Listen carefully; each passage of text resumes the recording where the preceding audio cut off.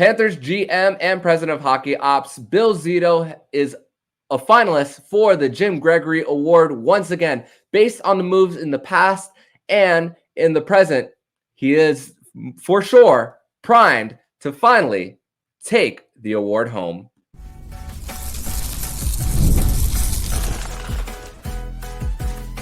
You're Locked On Panthers, your daily podcast on the Florida Panthers. Part of the Locked On Podcast Network, your team every day. Of the Locked On Florida Panthers podcast, part of the Locked On Podcast Network, where it's your team every day. Thank you once again for making the Locked On Florida Panthers podcast your first listen of the day.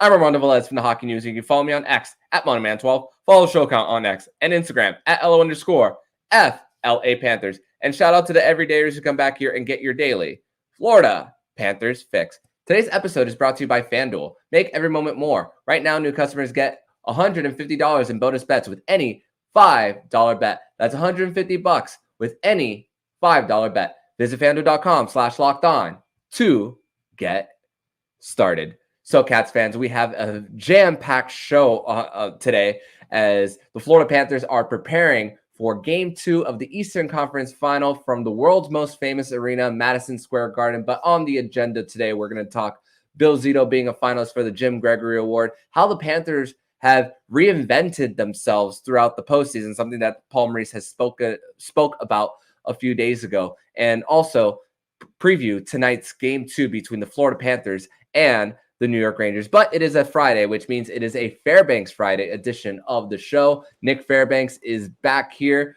on to preview and discuss everything in the world of the Florida Panthers.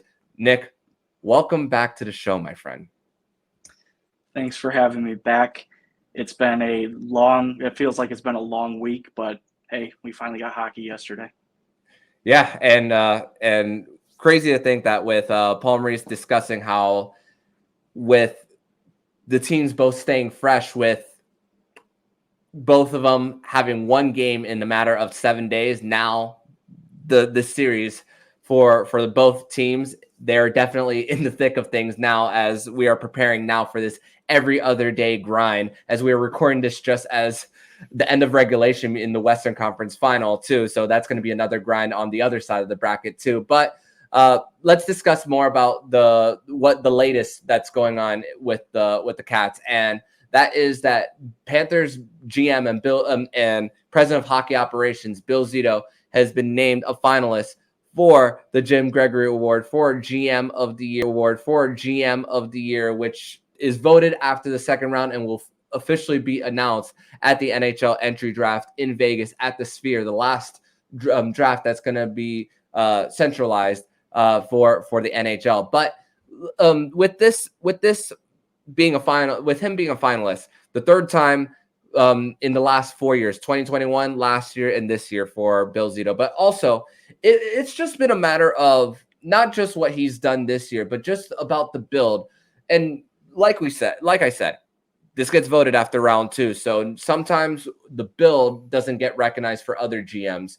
And even in 2021, when the Florida Panthers were just starting to knock on the door and getting guys like Montour and Bennett in those trades, that was starting to set the foundation. Even before, with getting Patrick Hornquist, even grinders like Ryan Lomberg, who spoke about staying ready. But even this season for Zito, OEL, Kulikov with the injuries of Ekblad and Montour, Stenlin, a guy who plays valuable PK minutes. He's always the first. Him and Etu are always the first guys there for the Panthers. There, providing a guy like Erod to sign him, trading Anthony Duclair and give a guy with turn who to bring more speed in that middle six, and also Erod who can go up and down too. And even this deadline with a goal scorer like Vladimir Tarasenko and a leader like Kyle Okposo, hiring the coach for Paul Maurice, who's now gotten the Panthers to this point, just 7 wins away from winning their first championship. I don't know what else to say other than he is finally primed to finally take the award home. After the other years, we were kind of scratching our heads thinking, man, was that at the time we were saying, is this the year that he does? But now I feel more and more now that it's this year that it's his award? You would have to think so. The only other GM that's on that list in the running is Jim Neal of the Dallas Stars. Probably the only GM that could probably win it again. He has put together a team in Dallas, and drafted unbelievably because he brought down a lot of scouts from Detroit with him, and they've been able to build such a deep team there. But getting back to Zito, one name that I think everybody will resonate with, Bill Zito, I think for his entire career with the Panthers, Gustav Forsling. Yes. Probably the biggest piece on this Panthers team right now, besides a name called Tkachuk, Bobrovsky, Barkov, but Gustav Forsling might be the best free agent pickup. I'll say in Panthers history, but it's creeping up there in NHL levels right now with how well he's playing and what he means to this team. Yeah, waiver pickup for Gustav Forsling. Also finding Uvis Balinskis having the scouting department there to relay the word to Bill Zito, and also with him developing and getting him to sign to an extension. Jona Gadjevich too, who has an extension even though he's not playing right now for the Panthers in the postseason too. But Jim Neal has won it, so that's maybe the line of thinking for maybe the voters to sway the other way. And also Patrick Allvin is the other one. This is the kind of the buildup for the Canucks getting there, and it's also for them. It was a pretty encouraging season based on where they were a few years ago. But the fact that for them, this Patrick Allvin is where Bill Zito was a few years ago as far as getting that build. So for Zito, based on knocking on the door for multiple years for him, that's why for me it's for thinking that it's now the time, because back to back because we saw back to back with Lou Lamoriello in 2020 and 2021. But when you think about and great moves by Nil to bring a guy like Chris Tanev who eats pucks like he did even in Calgary too. But for Zito just to getting it over and over again, that's why I believe that it will be his award. I'll definitely say that Bill Zito came in and has basically done the best job out of any GM. And how I would equate that, it doesn't matter who Florida ends up losing in free agency or in a trade. There's always a plan there to replace either that production or to basically put the team in a position to be able to compete in a different way, or the way that really drills down to their identity. Anthony Duclair being a fan favorite. Yeah. There had to be a cost-cutting measure there, so they traded in San Jose, and look who they end up with. Steven Lorenz, who's been Gudas as well. And you just think about all the moves that he's had to make, and he's kind of had to reinvent this team, and he had to make that, he had to pull the trigger of the trade, of Huberdeau to Calgary for Tkachuk. A lot of GMs would be gun shy possibly about making that deal because, number one, Huberdeau had been here for almost a decade, and two, with Tkachuk wanting to come out of Calgary, you didn't know what kind of player you're going to get. You didn't know how he's going to mesh with the team. And on top of that, you still were kind of wondering if this identity was going to stick. So the fact is that he's always believed in the vision, but also the team is bought in. And I think they really started buying in last deadline when they didn't go out and get anybody and said, we believe in this group, and look at the results of last season coming into this season. And it's just been a wonderful ride. I can't think of any other GM doing a better job.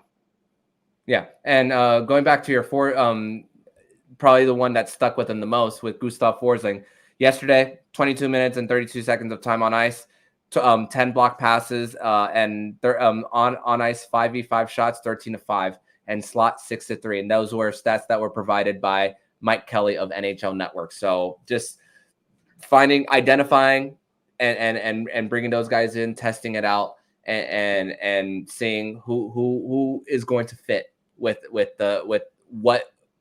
this team wants to do as far as as far as being harder to play against. That's the line, harder to play against. And obviously in game one, we for sure saw that. But speaking of the game one and this Eastern Conference final series, we're going to transition over to segment number 2 to discuss a point that Paul Maurice spoke about a few days ago about how teams reinvent themselves. But in the case of the Florida Panthers, what is one example of how they have reinvented themselves? We're going to discuss that and more next here on the Locked On Florida Panthers podcast. Today's episode is brought to you by Indeed. And there's no I in team, but there's one in Indeed. That's the hiring platform you need to build yours. When you're hiring, you need Indeed. Indeed is the hiring platform where you can attract, interview, and hire all in one place. Instead of spending hours on multiple job sites searching for candidates with the right skills, Indeed's powerful hiring tool that can help you do it all. They streamline hiring with powerful tools that help you find match candidates. With Instant Match, over 80% of employers get quality candidates whose resume on Indeed matches their job description the moment they sponsor a job, according to Indeed data. And even better, the Indeed is the only job site where you can only pay for applications that meet your must-have requirements. Start hiring now with a $75 sponsored job credit to upgrade your job post at Indeed.com/lockedon. Offer good for a limited time. Claim your $75 credit now at Indeed.com/lockedon. Indeed.com/lockedon. Terms and conditions apply. Need to hire? You need Indeed. Themselves throughout the postseason. And one stat that I saw today, thanks to Jameson Olive of FloridaPanthers.com, was a stat about the Florida Panthers entering since the beginning of round 2. And it's the fact that the Panthers are the least penalized team as far as minor penalties since the start of round 2. And also they made there's also a point made about the PIM accumulation for the Panthers with the regular season of how the coincidental fighting majors can cancel each other out in a game, but also add on to that throughout the season. So maybe it can skew a few things throughout that. So maybe it could be a little misleading. But as far for minor penalties, the Panthers are at the bottom there too. When it came to keys going into the series, Nick, mine wasn't really about staying out of the box. Why? Because I thought about when it came to the Panthers' style of play, it was going to force the team to go to the box more than others for them. But it was about being selective on being aggressive towards the half walls for them. But you got to be really encouraged that when they're dumping that puck in, and even if they're losing board battles, they're not reaching, they're not interfering too. Once that passes out of the zone too. So that's another thing with the Panthers positioning. When you look on the other side of the ice in the Rangers, who convert at a 30% on the power play going into this series, man, is this a great way for the Florida Panthers to reinvent themselves? And if this is how, they're in really great shape. Well, I really don't think that fans from Boston would agree with you very much, based on, how the penalties were called in the second round. But, I think that's just their issue. I think the word that would best describe how Florida has kind of transitioned, or they've been able to mature their game, is confidence. You alluded to them having to dump the puck in. If they lose a battle, they're not reaching. They're not trying to, they're not trying to make a stupid play, or they're not trying to force a play. And you don't do that when you're confident in knowing that you're going to get the puck back, or you're going to get another chance to go and retrieve the puck, and you will win the next battle. I think that every man that's on that team right now knows that they'll win a battle, and that it will be something that eventually grinds down the New York Rangers. I think one of the things that the Panthers have kind of reinvented, and it's been since the second round as well, their shot and pass suppression. It has been electric. I understand that it makes for boring hockey, but last night was probably the most boring, exciting game, just because I think Florida, what they were able to do to New York and how, high octane they can be, and that, their power play literally had nothing. The closest that I think that they got on the power play was a shot from the corner boards, and Bob snuffed it out real quick. So if Florida knows, hey, I can dump the puck in and I am going to win the battle, there's no reason to take a stupid penalty, or there's no reason to do something that could get you in trouble. Now, is Sam Bennett, one of those players that isn't going to try and get the upper hand? No, maybe. He got caught last night holding a stick trying to get out of the zone, but, you'll have those once in a while. But the key is not to do that over and over again, and to put your team in a situation where you're going to give up the momentum and you're going to be playing out of your game plan. Yeah, and like I said on yesterday's show, you're battling for it. You sometimes are 50-50, and then one your arms are flaying a little bit, and then your palm accidentally grasps a stick. But also, it's really about when the skater from the other team has a few strides. What are you doing in your back check and being selective when it comes to that? Instead of knocking the stick out of the player's hands, resulting in slashing too. That's another thing when it comes to the disciplined play of the Panthers. And this is the thing. It also doesn't happen because of those 50-50 battles too. There's less risk when it comes to taking those penalties when those are won too. So it's like shot suppression, but it's also suppression when it comes to the having to get the puck back too. So it's also why you see teams go on the man advantage more often, because you don't have to take those risks, especially when you're ahead.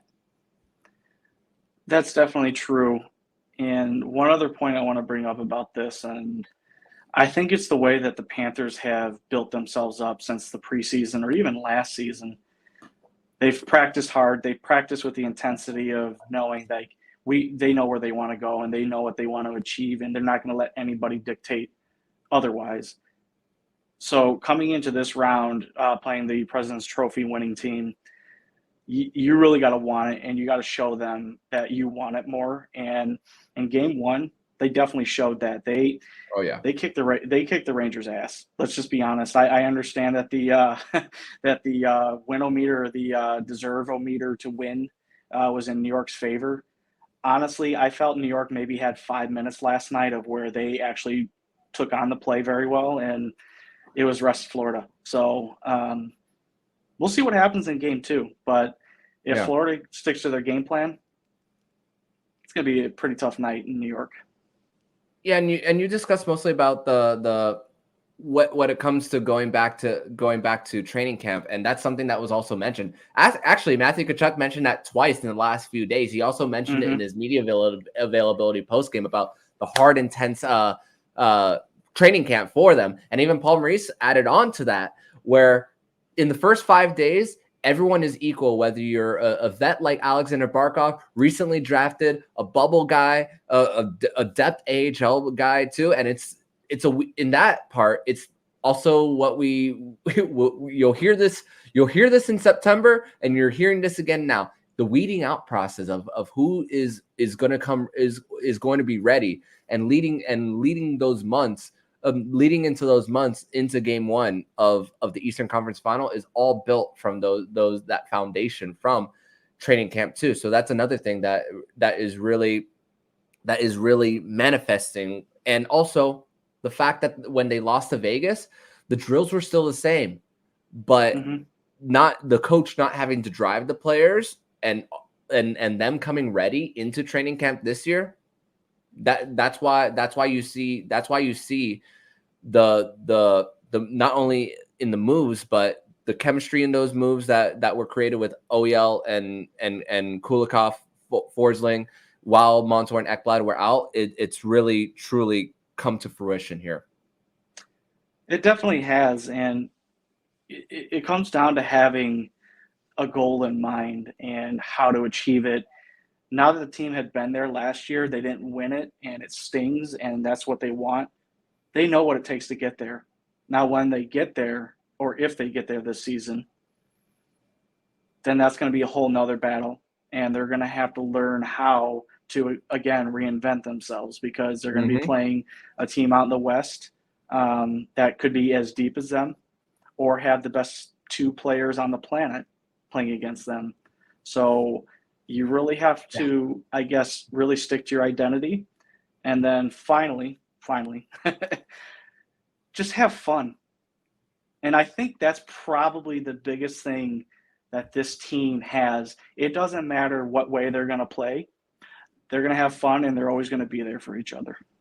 Yeah, for sure. It's a team. It's something that is really emphasized of enjoying the journey prior to getting to the destination. But they're still the Panthers are still in the middle of that journey, and that leads us to Game 2 tonight, from Madison Square Garden, as the Florida Panthers prepare to try to not only, they already got home ice advantage, but really to put more doubt into the New York Rangers, and hopefully for them going into Game 2 and getting a win, which we're going to discuss more next here on the Locked On Florida Panthers podcast. Today's episode is brought to you by FanDuel. And it's winner take all in the NBA and the NHL. And FanDuel is giving you a shot to bring home a win of your own. That right now, new customers get $150 in bonus bets with any $5 bet. That's $150 to bet on spreads, money line, player props, and more. Visit FanDuel.com/lockedon and make every playoff shot count. FanDuel, America's #1 sportsbook.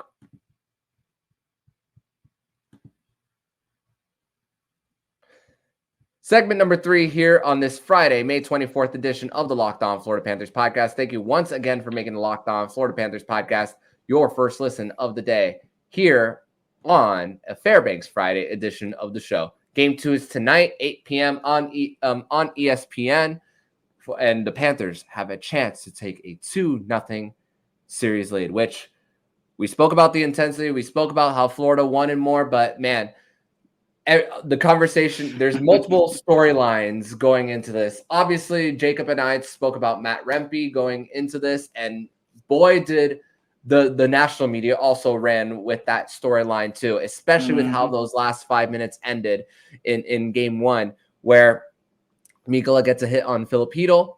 And obviously we spoke about the history of Hedl and his concussions, and Matt Rempe going into the game, which once again, a lot of hype going into it. And also I forget who it was. I think Greg Wyshynski made this point, but why now to put him in too is because you don't have that crowd to feed off you there. If you, obviously there's going to be a lot of blue going into Sunrise, but obviously different animal going into this one. That's why when it comes to timing, Peter Laviolette, if he's smart, he's gonna definitely put him there. And also, he even spoke about it during his media availability about how they got to give the crowd something to be excited about too when it comes to tilting the ice in their direction too. So that's going to be another spark when it comes to that. But that also when it comes to the shot suppression for the Panthers, going back to that, Paul Maurice also spoke about that from the bench. It doesn't feel like it was shut down, because even if the puck didn't go to the net, it's just enough of a lane to get in the way of the shooter too. So that's another thing when it comes to also being in the right position for the Rangers. The top line for them got a lot of shot attempts too. They still had a good amount of zone time, but the Panthers positionally sound there. So how are you seeing this game based on the storyline of Rempe and also what the Rangers have to do in for them getting offense, and how you feel about how the last 5 minutes could possibly affect Game 2? So I'll start with the latter question there. The last 5 minutes was academic, in my opinion. Florida They put in an empty netter. They basically sealed the game away, and they played till the whistle. Mm-hmm. I almost feel like New York hasn't played a team that does that. Carolina, I don't know if they did. Didn't really watch too much of that series other than, maybe the first, 2 or 3 games of it. And then the Washington the Washington series, that was a sweep. So the problem with the last 5 minutes is that there's a narrative with the national media that is giving the fans in MSG something to think about and something to want now. There's drama going on, and now the Rangers have to answer to that. So you have Laviolette quoting saying, hey, we have to give them something to cheer about. Let's bring out Rempe. He's, basically the catalyst. He's the one that gets the boys going. He'll hit, he'll fight, he'll play 2 minutes, and that's it. He's got gladiator style playing time. But the problem is that that's checkers. You got to play chess. Mm-hmm. If Rempe means that much to you, and you can only and trot him out for maybe 2 to 5 minutes a game, I don't like your chances, to be honest. You have an entire team right now that's going on all cylinders, and yet you have to bring in a fourth liner to get your crowd into it and to get your team back in it. Where are your leaders right now? Where's Panarin? Where's Kreider? Oh, Kreider's crying about the ice conditions. I wonder why. He didn't want to probably say that, Florida, took advantage of almost everything they could last night. They played on the same ice. Exactly. So, again, leaders lead, and, followers, or, what I like to call fake leaders, make excuses and they don't take responsibility. So, to me, last night, the final 5 minutes was the Rangers kind of cutting tail and moving on in the second game. And, hey, it's a hockey play. Mikkola finished his check. There's nothing wrong with it. Game 2, national media is making a huge fuss about it, making the Rangers have to answer the bell now. We'll see if they answer that and if they're going to be smart about it, or if they're going to try and do what Boston did. And this is exactly what Florida does perfectly. They make you try to get out of your game and try to take a run at them, play physical, and you lose your way. That's what happened to Boston. So if we're already in their heads after one game because of that hit, this is going to be a short series. Yeah, and obviously the crowd, the listeners here on video, on YouTube, and on audio don't necessarily read what's in our group chat when you posted the record for the Rangers when Rempe's in a lineup. It says 18-2-1. My reply was an eye roll emoji, but before that eye roll emoji, before I sent that, I was actually laughing too, because it's like, it's more of a product of what's around him too, the superstars and the goaltender versus him too. Yep. So that's another thing about the storyline of what about bringing someone like him in for this game and just the spark. Yeah, it can create something, but at the same time, you still got to forecheck. You still gotta put Sergei Bobrovsky under duress too. And man, for the Panthers, how they, once again, going back to 50-50 battles, it's really key for them to just establish that game, that game for them too. And also when it comes to how they protect it in the neutral zone, because how they're getting on the forecheck when they get to gain the red line, they're about knowing if the Panthers are going north-south, then you could just shoot it in and then you could get it quickly and get it versus if you're forcing them east-west,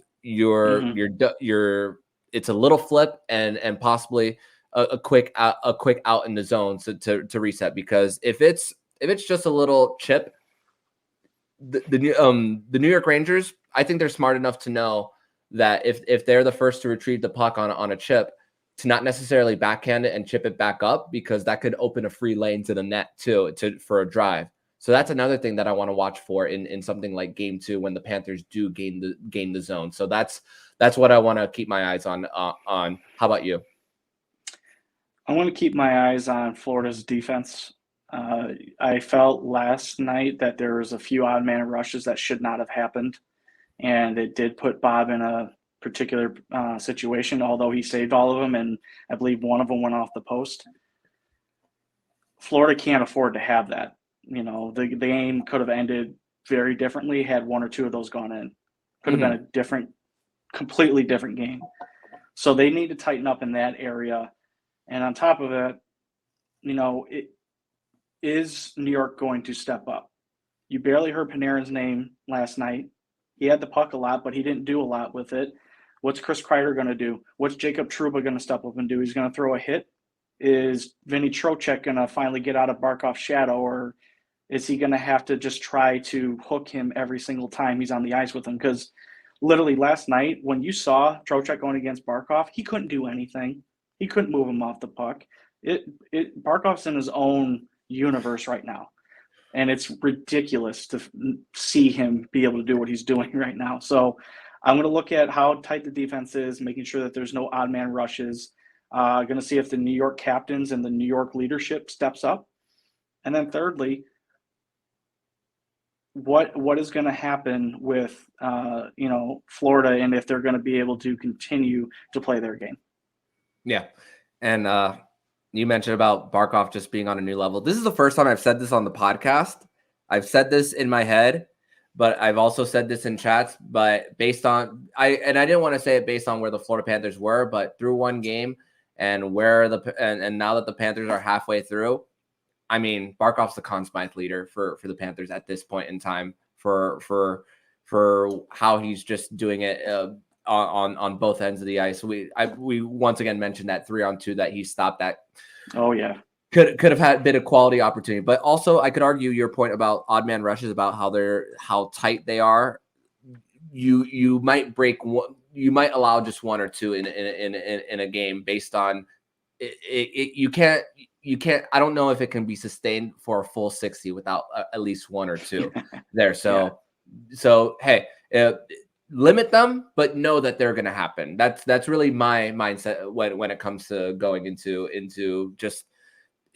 game two, if we do see those odd man rushes once again. But Nick, I want to thank you so much once again for joining me on another edition of Fairbanks Friday as we preview game 2 of this Eastern Conference final matchup between the Florida Panthers and the New York Rangers, hoping for another win and coming back, and hopefully to come back to Sunrise up 2-0. Let everybody know where they can follow you online, my friend. Thanks for having me on again. Let's bring home 2-0. Hopefully next week we'll be talking about another, hopeful series, I hope. But everybody, you guys can follow me on X or Twitter at Prudentious0. I look forward to being back next week and again talking about hopefully another series. Awesome, man. Thank you so much, and I will see you next week, my friend. See you next week. And if you like what you're hearing, please subscribe to the podcast to be notified every single time the Locked On Florida Panthers podcast jumps into your podcast feed. Don't forget to also subscribe to the other shows on the Locked On NHL Network, including Locked On NHL, Locked On Fantasy Hockey, Flip Livingstone, and Stu Roden, and Locked On NHL Prospects. Thank you once again for making the Locked On Florida Panthers podcast your first listen of the day.